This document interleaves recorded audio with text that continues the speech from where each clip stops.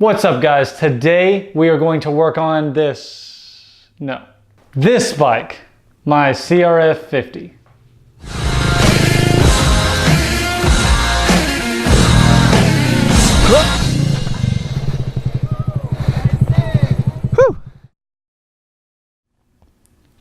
So in the last episode that you saw with this in it, I was working on the carburetor. I was having some issues. I've been looking into it a lot. I ended up calling the guys at Fast 50s. He told me what he thought was going on, and he just obviously had a lot of experience. The guy at Fast 50s hooked me up with these 3 jets. He said that I was running too lean on idle, which I believe correct. And then he also said that I shouldn't have been running that size that I was running anyways, and it was probably lean. So he gave me a bigger jet for the main as well. So now I think you are mostly caught up. I'm gonna try to install these today on this CRF, and we're gonna see what we could do. Hopefully this thing runs better. It was idling okay, but as you know from the last episode, once you gave it any throttle, there was nothing. Actually, the last episode, it really wouldn't do anything. So I got it running better, but now we're gonna try to get this thing tuned in. Now we're just gonna throw this main jet and the idle jet in the carburetor, and hopefully this thing runs a lot better. Almost done. Now I'm just gonna throw the bowl on, and that should be it. One thing the guy said at Fast 50s too, he said this carburetor should have a air-fuel ratio meter. I'm sorry, not meter, but adjustment, an air-fuel ratio adjustment. But this carburetor does not. He said he's never seen this kind of carburetor before, but he thought that it was a kind of like a clone or a rip-off of a Mikuni. All right, now let's see. That's reserve, that's on. So problem 1 started before I could even get outside. It's dripping oil It's dripping gas everywhere. Maybe the float? I'll hit it on a couple times and we'll see if we can break that float loose, maybe. Need a mallet. All right, let's try that again. Nope, still overflowing. So taking off the carburetor again. Keep taking off the stupid carburetor. It's just pouring fuel everywhere. Get a CRF, they said. It'll be fun, they said. Wheelies all the time. Wheelies on deck. Wheelie. Here at Ground Garage, we like to reuse fuel whenever possible, and pour it on the gas tank whenever possible. Everything looks okay. I'm really not understanding where it's leaking from yet. If you're following at home and taking a shot every time I take off this carburetor, you should be drunk by now.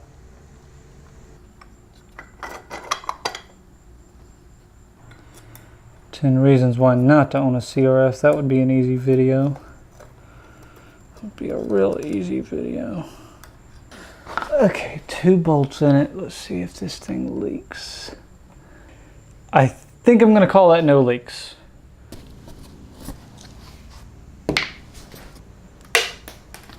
I'm dropping everything. I think we're gonna try to crank it now. I think we're just gonna try to crank this thing up again. Is it leaking fuel? It is leaking fuel again. Dude, why are you leaking fuel? Why? It's gotta be the float. I'm gonna tune off. I'll be back once I actually have it ready to start. 8:01 p.m. Okay, so I haven't figured out why it's overfilling. I get how the float works. I get how the little needle thing works. I get all that. I don't know what's going on with that. But the fact of it overflowing, that means that it's got gas in the bowl, which means I'm gonna try to crank it. So just give it a little more gas. overflowing anyways.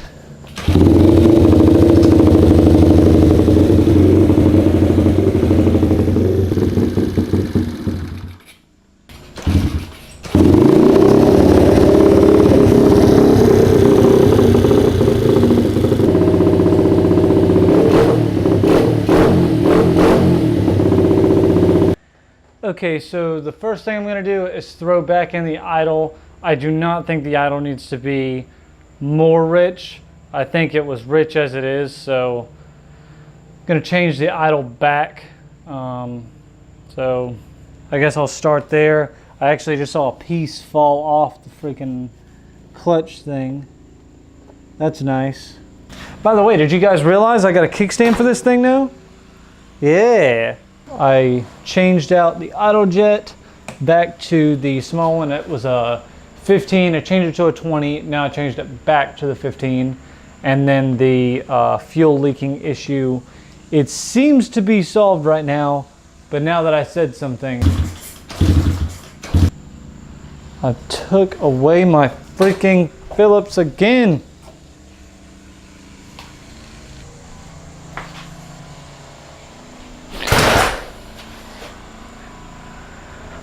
Oh, I'm getting pretty unlucky today. We caught the little cord for the mic.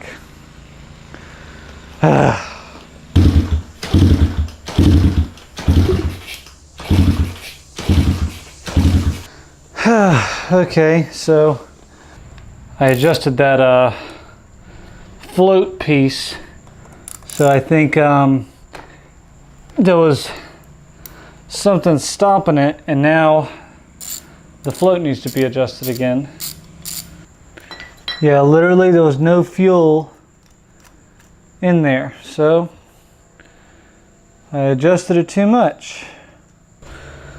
Okay, I'm gonna try this again. It's not leaking right now, which is nice.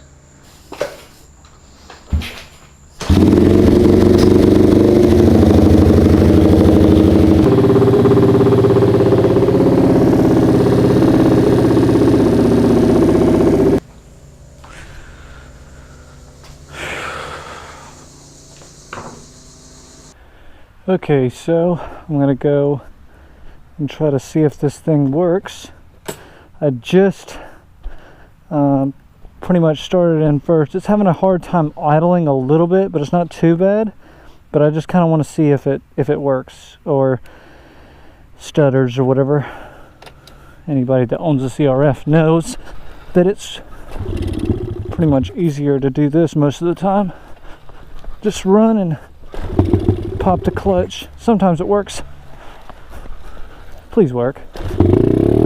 Oh, I did a little wheelie there. Okay, so turn around here. A little break up. It's not terrible, but yeah, definitely breaking up. I don't know if it needs more gas or less, honestly. Turn around in the grass here.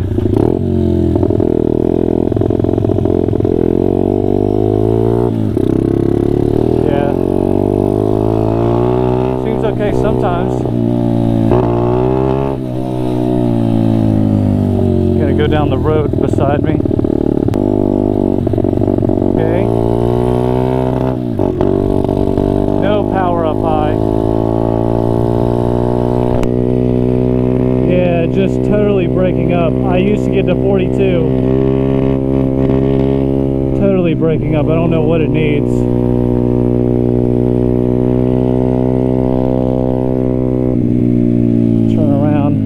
Not sure what it needs. It needs something. It needs more fuel or more gas. The idle's all right. More fuel or more gas. More fuel or less fuel. Nothing. Come on. I think it needs more fuel. Not really sure. I don't see any white smoke, so I don't think I'm running lean. 133. This is a little bike speedometer if you guys are interested. This thing's nice.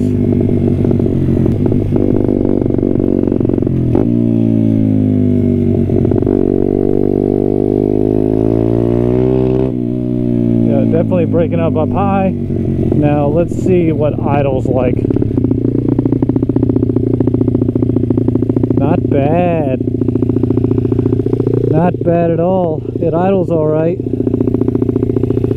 So getting it running better. Definitely needs more gas or less gas on the main jet. Not really sure what yet, but if I add more gas and it doesn't help, then I know I need less gas, if that makes any sense. So I'll try that in my spare time here. Gotta open my lid here, but yeah, overall bike seems to be doing okay. It's idling great, so that's good. The guy at Fast 50 said I needed probably more idle, so or more gas on idle, but that was wrong. But you know, it runs, and now I just need to figure out more gas or less gas. I'm thinking less gas, but I don't have a jet, so we're gonna try more gas.